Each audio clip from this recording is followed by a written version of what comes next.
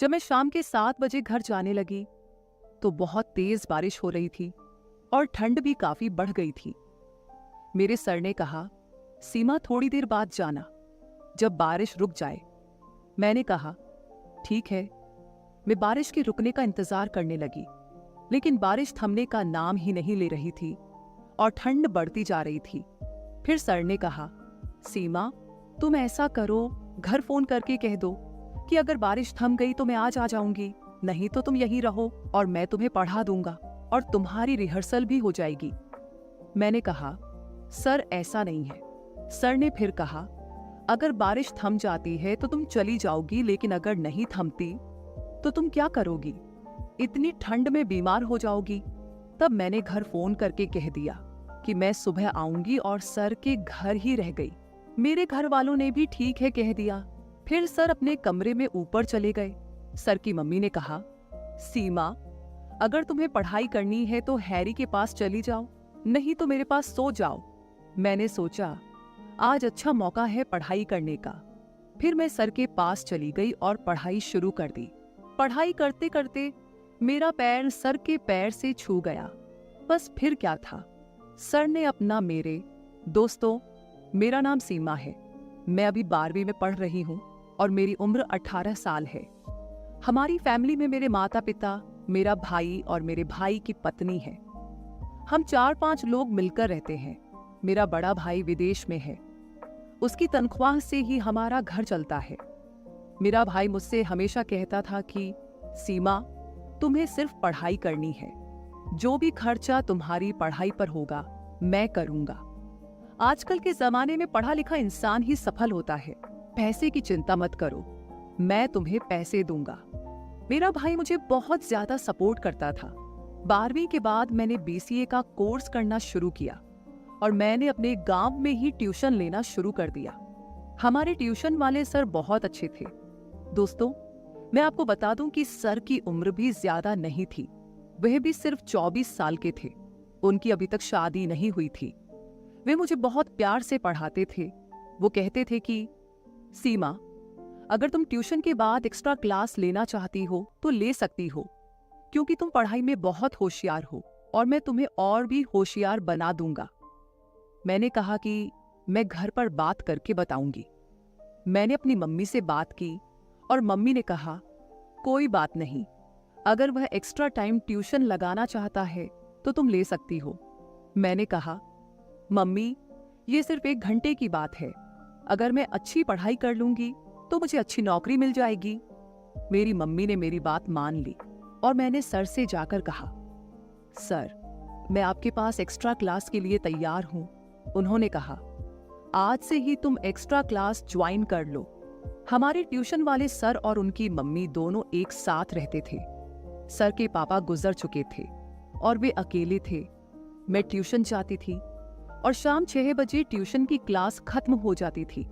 Extra class 1 घंटे की होती थी जो 7 बजे तक चलती थी और उसके बाद मैं सीधे घर चली जाती थी।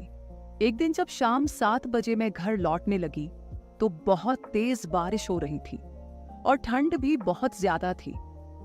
मेरे ट्यूशन वाले सर ने कहा, सीमा बारिश बहुत तेज हो रही है, तुम थोड़ी देर रुक जाओ, जब बारिश थम जाएगी मैं तुम्हें घर छोड़ दूंगा।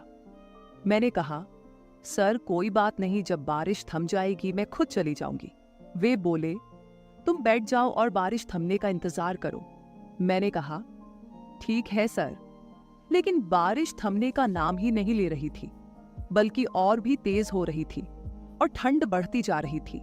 फिर मेरे ट्यूशन वाले सर ने कहा, तुम ऐसा करो, घर फोन करके बताओ कि बारिश बहुत हो रही है, जब बारिश थम जाएगी तब मैं आ जाऊंगा, नहीं तो तुम सुबह आ जाओगी।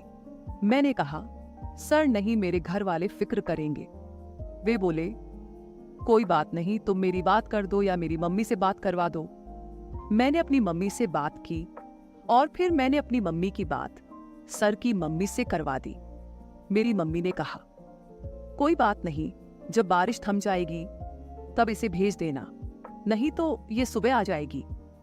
मैं लंबे समय से बैठी थी और मुझे बहुत ठंड लग रही थी क्योंकि मैंने कोई मोटा कपड़ा नहीं पहना था।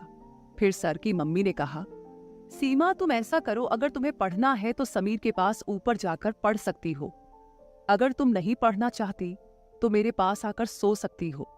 मैंने सोचा, अच्छा मौका है, मैं यहाँ बैठी हूँ, थोड़ी देर पढ़ाई कर लेती हूँ। मैंने कहा, आंटी जी ठीक है, मैं सर के पास थोड़ी देर पढ़ाई कर लूंगी, जब बारिश थम जाएगी तो चली जाऊंगी।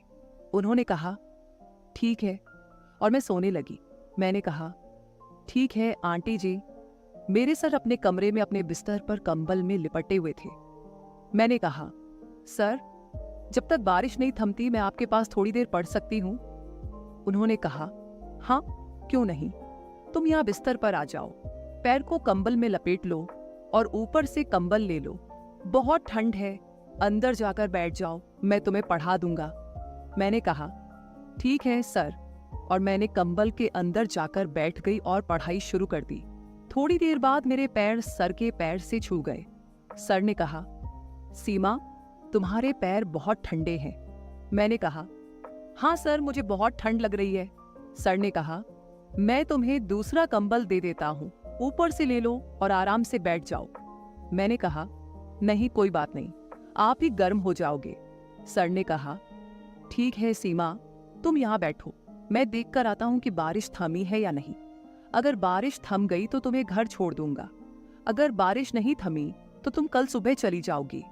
मैंने कहा, सर वैसे मैंने फोन कर दिया है, मम्मी ने कहा कि अगर बारिश थम गई तो तुम आ जाओ, नहीं तो कल सुबह आ जाना।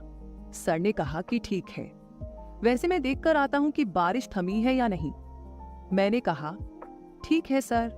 थोड़ी देर बाद सर अंदर आ गए और कहा, बारिश तो बहुत तेज हो रही है। फिर उन्होंने कहा, सीमा तुम ऐसा करो, रसोई में जाकर एक प्लेट रोटी ले आओ, एक प्लेट अपने लिए और एक प्लेट मेरे लिए। मैंने कहा, सर मुझे भूख नहीं है। तो सर ने कहा, रात को हर किसी को रोटी खा के सोना चाहिए। तुम 4 बजे मेरे पास आती हो और तुमने 3-4 बजे रोटी खाई होगी। अब रात के 8 बज चुके हैं, जाओ और रोटी लेकर आओ, फिर मैं तुम्हें पढ़ा दूंगा। मैंने कहा, ठीक है सर। मैं चली गई और एक प्लेट में सर के लिए और एक प्लेट में अपने लिए रोटी लेकर आई। हमने रोटी खाई और फिर पढ़ाई शुरू कर दी। सर ने कहा, सीमा जब तुम्हें नींद आने लगे तो मुझे बता देना, मैं तुम्हें पढ़ाना छोड़ दूंगा और तुम नीचे जाकर मम्मी के पास सो जाओगी। मैंने कहा, ठीक है सर। रात के 10 बज चुके थे जब मैंने देखा सर सो चुके थे और मैंने अपनी पढ़ाई जारी रखी। थोड़ी देर बाद मुझे भी पता नहीं चला कि मुझे कब नींद आ गई और मैं सर के साथ एक ही बिस्तर पर सो गई। हमें कुछ भी एहसास नहीं हुआ। ठंड बहुत ज्यादा थी, इसलिए हम एक दूसरे से लिपटे हुए सो रहे थे। सुबह हुई तो हमारी आंखें एक साथ खुली। मेरी और सर की हालत यही थी कि हम बहुत करीब थे। मैं शर्म के मारे पानी पानी हो गई और मैंने सर से कहा, सर सॉरी। सर ने कहा, कोई बात नहीं, ठंड बहुत ज्यादा थी, इस वजह से ऐसा हो गया, मुझे भी पता नहीं चला कि कब नींद आ गई। मैंने कहा, सर मेरे साथ भी यही हुआ, मुझे भी पता नहीं चला कि पढ़ाई करते करते कब नींद आ गई।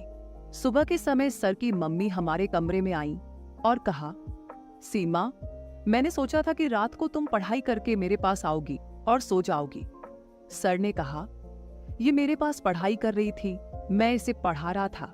पहले मुझे नींद आ गई पढ़ाते पढ़ाते और फिर यह पढ़ाई करते करते सो गई।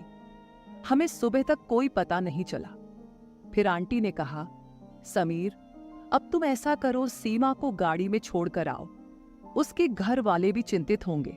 सर ने मुझसे कहा, ठीक है सीमा, चाय पी लो और फिर मैं तुम्हें घर छोड़कर आऊंगा। मैंने कहा, सर पहले घर पहुंच जाते हैं, नहीं तो आसपास के लोग बातें बनाने लगेंगे कि ये लड़की कहां से आ रही है। सर ने कहा, ठीक है। सर मुझे अपनी गाड़ी में घर छोड़ने चले गए। घर पहुंचकर मैंने सर को गरम गरम चाय बनाकर दी। उन्होंने कहा कि रात को बारिश बहुत ज्यादा हो रही थी, इसलिए सीमा हमारे घर सो गई।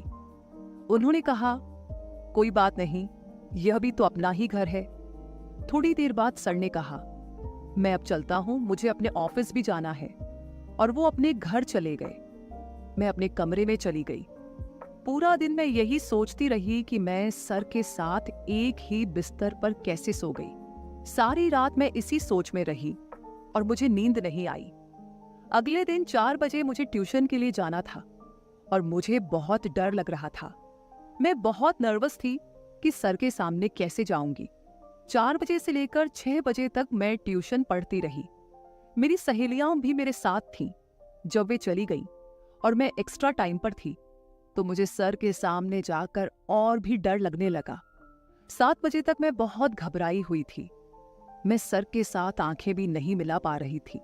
सर ने कहा, सीमा क्या हुआ? तुम बहुत नीची नजरें करके बैठी हो। मैंने कहा, सर कुछ नहीं। जब मैंने सिर उठाया तो सर मेरी ओर देख रहे थे। सर ने मेरी आंखों में 5 से 6 सेकंड लगातार देखा और मैंने भी सर को उसी तरह देखा। जब मैं ट्यूशन से घर जाने लगी तो सर ने कहा, सीमा मैं तुम्हें छोड़ दूंगा। मैंने कहा, सर नहीं, मैं चली जाऊंगी। सर ने कहा, रुको, मुझे तुम्हारे साथ एक बात करनी है। सीमा तुम मुझे बहुत सुंदर लगती हो। I love you. मैंने कहा, सर ये नहीं हो सकता। सर ने कहा, इसमें क्या बुरा है, क्या गलत है? मुझे तुम्हारे साथ प्यार हो गया उस रात जब तुम हमारे घर सोई थी। मैंने कहा, सर मैं सोचकर बताऊंगी। मैं घर आ गई और सोचने लगी क्योंकि मैं भी सर को प्यार करने लगी थी। मैं सर के ख्यालों में खोने लगी थी। हालांकि मैं उस वक्त भी सर को कह सकती थी, लेकिन मैंने जानबूझकर नहीं कहा। अगले दिन मैं ट्यूशन पर गई। शाम को आने पर मैंने सर को हाँ बोल दिया और अब हम शाम 6 बजे से 7 बजे तक पढ़ाई नहीं करते थे, बल्कि प्यार भरी बातें करते थे। हमें पता ही नहीं चलता था कि 7 बज गए। एक दिन सर ने कहा, सीमा क्या तुम मेरे साथ शादी करोगी? मैंने कहा, सर मैं तैयार हूं, लेकिन अगर हमारे घर वाले ना माने तो? सर ने कहा, तुम बात करके देखो, मैं भी अपनी मम्मी से बात करूंगा। सीमा तुम्हें पता है हमारा ये गांव नहीं है। हम बाहर के गांव से यहाँ किराए पर रह रहे हैं, लेकिन जल्द ही हम शहर में एक बड़ा घर ले लेंगे। हम फिर वहां शिफ्ट हो जाएंगे। तो मैंने सर से कहा कि यदि आप मुझसे शादी करना चाहते हैं तो पहले उस घर में शिफ्ट हो जाइए, क्योंकि अगर मैंने घर वालों से बात की तो वे कहेंगे कि तुम्हारी शादी गांव में ही होगी, इसलिए आप वहां शिफ्ट हो जाइए, फिर मैं अपने घर वालों को मनाऊंगी। थोड़े समय बाद सर अपने नए घर शिफ्ट हो गए और शहर में रहने लगे। इसी तरह समय बीतता गया। एक दिन मेरी मम्मी ने कहा कि सीमा हम तुम्हारी शादी करने जा रहे हैं। मैंने मम्मी से कहा कि मम्मी मैंने एक लड़के को पसंद कर लिया है। मम्मी ने पूछा, लड़का कौन है, कहाँ का है? मैंने कहा कि मम्मी वो मेरे ट्यूशन वाले सर हैं। मम्मी ने कहा, ये कैसे हो सकता है? मैंने बताया कि वे यहाँ किराए पर रहते थे, अब उन्होंने शहर में एक घर ले लिया है और वहां रह रहे हैं। मम्मी ने कहा कि पहले हम उनसे मिलेंगे और उनसे बात करके फैसला करेंगे। मैंने कहा, ठीक है मम्मी, आपकी मर्जी। फिर एक दिन मम्मी सर के घर गई और वहां बैठकर बात की। सर की मम्मी भी मान गई और हमारे घर वालों ने भी हाँ कह दी। सर ने बहुत अच्छा घर बनवाया था, जिसे देखकर मेरे मम्मी पापा बहुत खुश हो गए। उन्होंने सोचा कि हमारी बेटी ऐश करेगी। हर माता पिता यही चाहते हैं कि उनकी बेटी खुश रहे।